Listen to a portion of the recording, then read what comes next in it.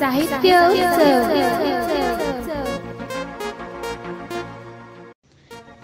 नमस्ते साहित्य उत्सव. मी वैशाली. रात्रीचे 8 वाजत आहेत. वेळ झाली आहे आपल्या विशेष प्रसारणाची. आज शुक्रवार. ऐकणार आहोत साप्ताहिक मालिका मी इतिहास बोलतोय. प्राचीन भारतातील अवंतीपुरी आणि सोनपुरा या विद्यापीठांविषयी माहिती जाणून घेणार आहोत निखिल भेंडे यांच्यासोबत. मी इतिहास बोलतोय. मी इतिहास बोलतोय. साहित्योत्सव समूहावरील सर्व रसिक श्रोत्यांना माझा नमस्कार. गेल्या काही भागातून आपला कालानुक्रमे जाण्याचा क्रम हा खंडित झाला होता. तर आजपासून परत आपण कालानुक्रमे जाण्याचा प्रयत्न करूया. तर आपण भारतातील विद्यापीठांबद्दल माहिती घेत होतो. तक्षशिला, नालंदा, विक्रमशिला आणि वल्लभी या 4 विद्यापीठांबद्दलची आपली माहिती झाली आहे.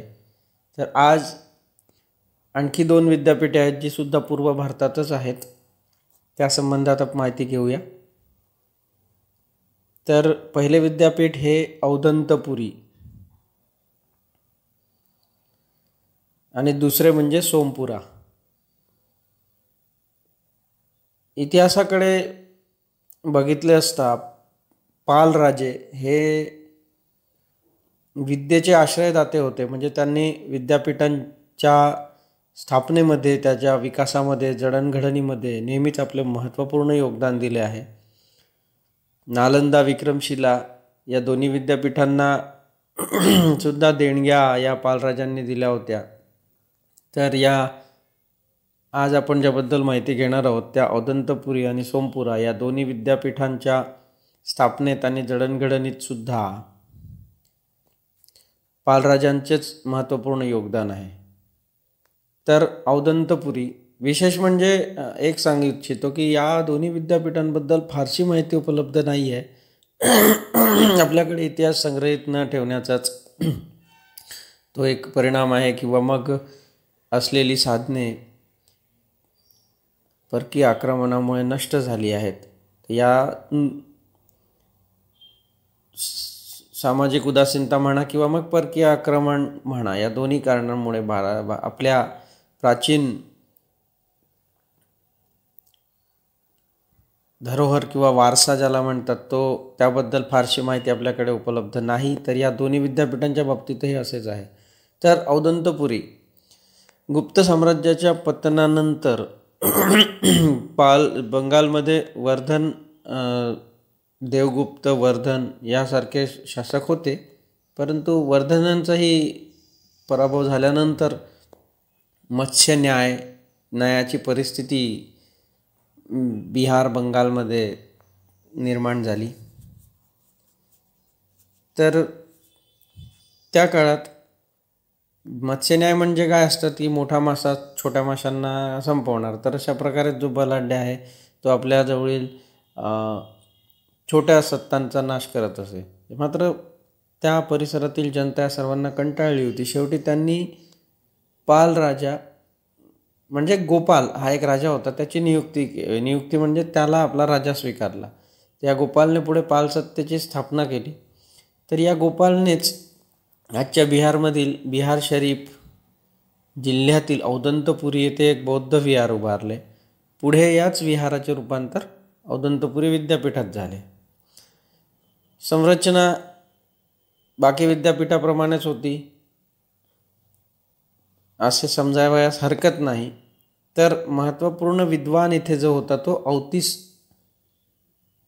दीपांकर हा येथील सर्वात मुख्य विद्वान होता, ज्याने पुढे तिबेटमध्ये जाऊन बौद्ध धर्माचा तसेच बौद्ध शिकवणीचा प्रचार आणि प्रसार केला.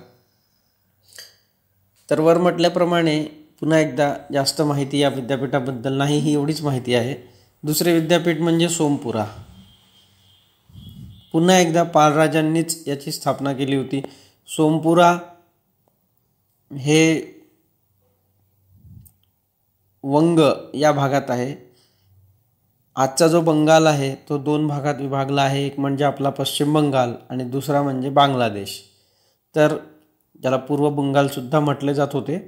तर पश्चिम बंगाल याला त्या तत्कालीन इतिहासामध्ये पूर्यवर्धन असे म्हटले जात असे.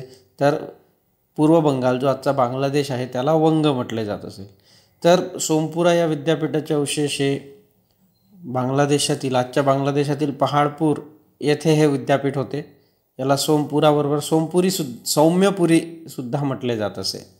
तर पाल राजा धर्मपाल याने या विद्यापीठाची स्थापना केली.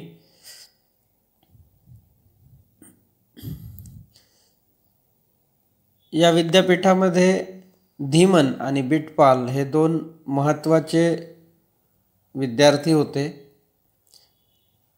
विशेष म्हणजे ही पितापुत्राची जोडी होती. धीमन याचा पुत्र बिटपाल हे दोघेही येथून शिक्षा ग्रहण करून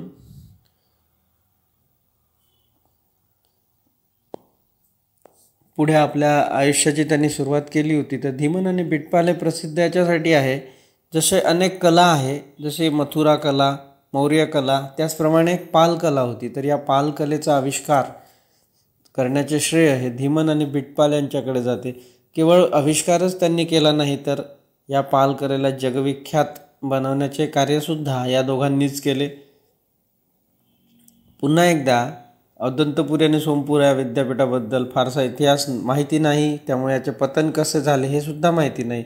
परंतु भारतीय विद्यापीठांचा किंवा भारतीय ठिकाणांचा जसा नाश झाला आहे, जसे परकीय आक्रमण, म्लेच्छांच्या आक्रमणामुळेच तो नाश झाला आहे, विक्रमशिला आणि नालंदा जशी बख्तियार खिल्जींनी नष्ट केली, त्याचप्रमाणे कुठल्या तरी परकीय आक्रमकांनीच ही विद्यापीठे नष्ट केली असावीत या असे मानण्यास काहीही शंका नसावी. कारण भारतीयांच्या तत्कालीन इतिहासातील साक्ष नष्ट करण्याचा सपाटाच तेव्हा आक्रमकांनी लावला होता. त्यामुळे या विद्यापीठांचा नाशसुद्धा त्या आक्रमणातच झाला असावा. तर अशी ही 2 विद्यापीठे ज्याबद्दल आज आपण माहिती घेतली आहे. धन्यवाद. दर्जेदार साहित्याचा आणि कलाकृतींचा आस्वाद घेण्यासाठी जॉईन करा साहित्य उत्सव व्हॉट्सॲप किंवा टेलिग्राम ग्रुप. जॉईन करण्यासाठी संपर्क करा 98 81 60 20 25 या क्रमांकावर. संपर्क क्रमांक पुन्हा एकदा 9881 60 2025. साहित्य उत्सव हे यूट्यूब चॅनल आजच सबस्क्राईब करा. साहित्य उत्सवच्या फेसबुक पेजला जरूर भेट द्या, कारण ज्ञान आणि मनोरंजन यांचं अतूट नातं म्हणजे साहित्य उत्सव.